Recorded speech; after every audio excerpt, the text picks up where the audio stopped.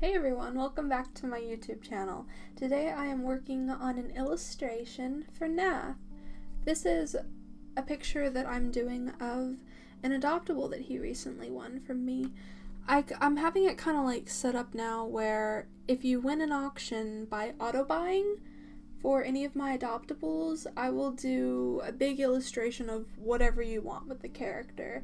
So for this design, we kind of like decided on an image where okay, so a little bit about the character before we get into all of that. She has this power where if she looks directly at someone, she can completely turn them to ash, and it's the same for most things. Like, she usually keeps her eyes closed because of that power. So the image that we had in mind was just a scene where she's completely letting herself go and the forest around her is burnt down as a consequence of that. So I'm extremely excited to work on this. But yeah, if you're interested in something like this, me making a video for you, head over to my DeviantArt. There will be links on my YouTube. And if you auto-buy and adopt, then I will do a video talking about whatever subject you want. What Nath wanted me to talk about was kind of my process for designing fashion and clothing. So I brainstormed for a while on how to kind of address this and explain my process, because at first it was kind of a difficult thing for me to put into words, but I think that I've found a pretty good way to do that. I kind of like, the first step that I usually take when I'm deciding where to go with a character, I start with some general themes, like to use the character that I'm drawing on screen. For an example, obviously I was thinking a lot about fantasy, fire, magic. I was also thinking about gorgons and stuff like that. Just the general themes of, I wanted someone with fantastical powers that were fire related, and that was the first step into kind of forming her identity and her theme around that. But past that, I think that looking up different, I guess, images is really, at least for me, it's something that I found is super crucial. And what I mean by that, I don't know how many people know about mood boards, but aesthetic boards, mood boards, things like that. I know that a lot of people have a lot of fun with those, and when I'm doing customs, oftentimes, instead of just describing to me what kind of character they want, a lot of people will give me mood boards that I can base things off of.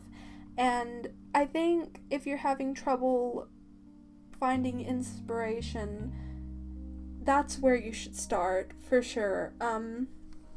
Like, it can be any theme that you want. Like, if I was thinking of, like, I have this one folder on my computer where I copy and paste any image that gives me even slight inspiration. Like, it could be a picture of an outfit, it could be a picture of the ocean that has colors that really stand out to me that I want to, like, pick for different stuff. I think if you start doing that, if you start copying and saving every image that gives you that spark of inspiration, you can then sort them into different themes and create new characters, outfits, anything you want based off of the moods that those different pictures give you. Like,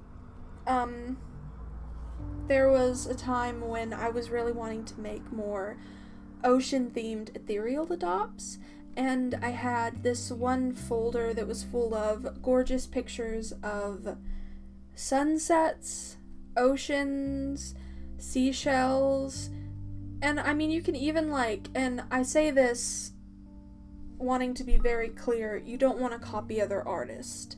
You don't want to rip things off, but if you see even other designs that give you a spark of inspiration, there's nothing wrong with saving those to look at and think about what you like in that character and how you could give your own characters and your own designs the parts of that art that give you inspiration and that stand out to you. Not copying. Definitely not copying or anything like that, but just kind of examining art is what I mean. You know, examining and being like, why did this stand out to me? How can I make my art have that same quality that made me want to save this for later and look back at it for inspiration? I think that's the best way that I can really explain it, like, looking more in general. And it doesn't even have to be pictures off of the internet. I used to have this thing where I would walk around. I live in a very small town, so a lot of it is overgrown with, like, vines and greenery, and I am personally usually very inspired by nature, so you can even go around with a camera and take pictures of things that pop out at you.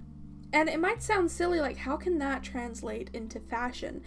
And I also want to clarify that a lot of the stuff that I design is more fantasy themed, so this can't always work for, you know, more urban, current, like, you get what I'm saying, like, but I think that you can find inspiration in anything and turn it into whatever you want. Like, if you see the sun, like, illuminating stuff in a really pretty way that has colors in it that jump out at you, you can use those colors. There's no rules saying that you can't grab the colors from that image and turn them into a design for a shirt, like, or, goodness, like, seeing a golden sunset that, like, hits the pavement in a way that pops out at you, taking the colors and turning that into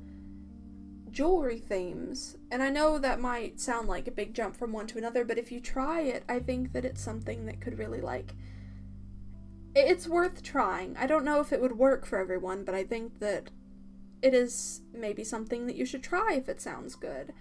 But yeah, just save up everything that pops out at you. And, you know, I mean, I know that there are a lot of people that get really, really upset at even the slight idea of copying. But think of it this way. If you save 50 images, and some of them are drawings, and you save them and you look through all of them, and you take a little tiny piece of different images that you like, things that you like about them, an eye color, a color from an image of the ocean, like the shape of a tree. That doesn't really make much sense, but you know what I mean. Like, if you take little bits from everything that you like and kind of put them together into something, if you do that with enough things, nothing's really going to be recognizable from the original. If you completely transform it, I feel like that is definitely something that is okay. I mean, again, like, when you're listening to this, I don't want you to think it's okay to copy things, because that is definitely not what I'm saying. If you see a design and you basically grab it, but then you completely trace it, but you throw in colors from a picture that you took on a walk, that's not what I'm talking about. But taking small bits of themes and using them for inspiration, I think, is perfectly fine, so long as the creation that you have on your own afterwards is completely unique and original. But I'm trying to think if there's really anything else that I can add to this, because that is the majority of how I go about things. Oh, I know what I can add. I can talk about places where I look for things, because you might not know where to start. I think a couple of the places that I like to look, Aesthetic Share, on Twitter is one of my favorites, and I don't know if you follow that, but I know that a lot of my mutuals follow that Twitter, and I will link it in the description below. And also, now this is more of a personal taste, but I follow a lot of Lolita fashion blogs. But I think, like, I'm someone who tends to love more fluffy, not bright, like Lolita can be anything, but you know, like fluffy ruffles, stuff like that, and you can find a lot of inspiration from fashion blogs like that. But not just Lolita, follow fashion in general. I follow a couple different fashion Twitters and blogs, and you can find a lot of inspiration there. I know that the original point of this video was how I designed fashion, and I know that this might be a little bit of not the most satisfactory explanation on what goes through my mind, but I think that, at least for me, this has made fashion exciting.